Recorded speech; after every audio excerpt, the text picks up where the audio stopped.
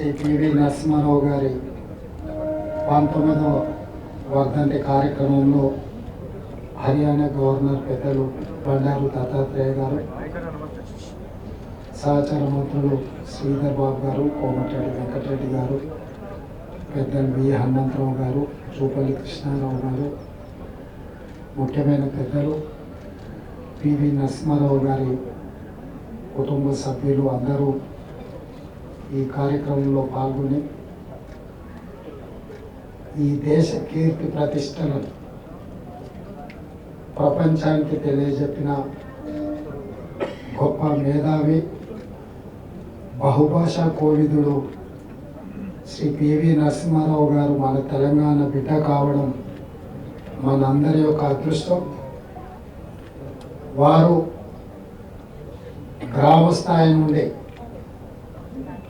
నాటి నిజాం పరిపాలనకు వ్యతిరేకంగా పోరాటంలో క్రియాశీలక పాత్ర పోషించి ఈ ప్రజలకు విముక్తి కలిగించి స్వేచ్ఛావాయువులను అందించడంలో ఎన్నో సమూలమైన మార్పులు తీసుకొచ్చి పరిపాలన అంటే ఏ విధంగా ఉండాలనో భవిష్యత్ తరాలకు ఆదర్శంగా నిలబడి 1991లో వారి దేశ ప్రధానమంత్రిగా బాధ్యతలు చేపట్టినప్పుడు ప్రపంచంలో ఈ దేశానికి అప్పు పుట్టని పరిస్థితి, ఎవరూ మనల్ని నమ్మని పరిస్థితి, ఈ దేశం యొక్క మనుగడనే ప్రశ్నార్థకమవుతున్న సందర్భంలో వారు ప్రధానమంత్రిగా బాధ్యతలు చేపట్టి IMF దగ్గరికి మా దేశానికి రుణం కావాలి అంటే మిమ్మల్ని నమ్మే పరిస్థితి లేదు, మీ దగ్గర ఉన్న బంగారాన్ని తనఖా పెడితే తప్ప మీకు అప్పు ఇవ్వలేని పరిస్థితి అని అంటే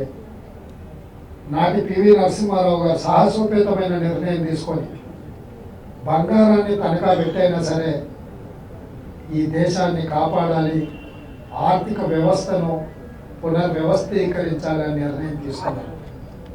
అప్పుడు అదొక పెద్ద దుమారం ఈ దేశ రాజకీయాల్లో, ప్రపంచంలోనే ఒక చర్చ. ఆ సందర్భంగా పార్లమెంటులో చర్చకు తెరలేసినప్పుడు దేశమంతా ఆసక్తిగా ఎదురు చూస్తుంటే పివి నరసింహారావు గారు ఎంతో పెద్ద ఉపన్యాసం చెప్తారు, లేకపోతే వివరణ ఇచ్చుకుంటారు అని అందరు ఆశించినప్పుడు వారు లేచి నించొని సంస్కృతంలో ఒక శ్లోకం చదివి కూర్చున్నాడు. దాని సారాంశం ఏంటంటే, తెలివైన వాడు సగం ఆస్తిని పోగొట్టుకునేనా మిగతా సగాన్ని కాపాడుకుంటాడు అనేది దాని సారాంశం. బంగారాన్ని ఎందుకు మీరు కుదవబెట్టి అప్పులు తీసుకొస్తున్నారు అని చర్చించినప్పుడు, ప్రశ్నించినప్పుడు మిగతా సగం కాపాడుకోవడం కోసమైనా ఒక సగాన్ని వదులుకోవడం విఘ్నుడు చేసే పని అని చెప్పి వారు ఆనాడు చెప్పిండ్రు. ఆ చెప్పిన దాన్ని వారు నిజం చేసి చూపించి ఈరోజు సరళీకృత విధానాలను తీసుకొచ్చి ప్రపంచంతోనే పోటీ పడే విధంగా కోట్లాది మంది యువకులు ప్రపంచంలోనే మన మేధస్సును IT రూపంలో, శాస్త్రవేత్తల రూపంలో ప్రపంచానికే మన యొక్క మేధా సంపత్తిని ఎగుమతి చేసే విధంగా ఈ దేశాన్ని బలోపేతమైన ఆర్థిక వ్యవస్థగా కీర్తిశేషులు పివి నరసింహారావు గారు తీర్చిదిద్దారు. వారికి ఈ దేశం ఎప్పుడు రుణపడి ఉంటుంది. ఈ దేశం ఈరోజు ఆర్థిక రంగంలో రాణించిన, పరిపాలనలో పారదర్శకవంతమైన పరిపాలనను అందించిన, ముఖ్యంగా సీలింగ్ యాక్ట్ ద్వారా పేదలకు ఆత్మగౌరవం భూమి, ఆ భూమి కొద్దిమంది చేతుల కబంధ హస్తాలలో ఉంటే ఈ ప్రాంతంలో జరిగిన ప్రతి పోరాటం, నిజాంకు వ్యతిరేకంగా జరిగిన సాయుధ రైతాంగ పోరాటం భూమి చుట్టూనే పరిభ్రమించింది. ఆ తర్వాత జరిగిన నక్సల్బరీ పోరాటాలు కూడా ఈ భూమి చుట్టూతోనే పరిభ్రమించినాయి. భూమి పేదవాడికి అందుబాటులోకి తీసుకొచ్చింది. పేదవాడి ఆత్మగౌరవమైన భూమిని భూ పంపకాల ద్వారా వాళ్ళకి చేర్చినప్పుడే ఈ యొక్క పోరాటాలకు ఒక నిబద్ధత ఉంటుంది అని చెప్పి ఈ అగ్రికల్చర్ ల్యాండ్ సీలింగ్ యాక్ట్ తీసుకొచ్చి వీటన్నిటిని కూడా భూసేకరణ చేసి పేదలకు భూములు పంచడానికి పివి నరసింహారావు గారి బలమైన పునాదులు వేయడం జరిగింది.